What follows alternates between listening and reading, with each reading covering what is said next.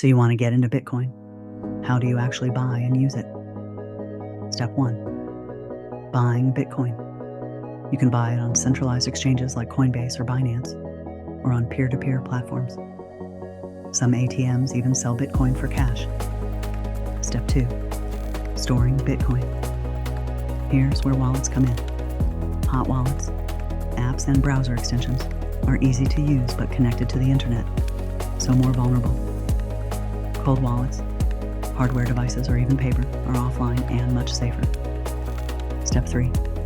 Using Bitcoin. You can send it across the world in minutes. Some businesses accept Bitcoin as payment, or you can simply hold it as a long-term investment, what's called hodling. The golden rule: not your keys, not your coins.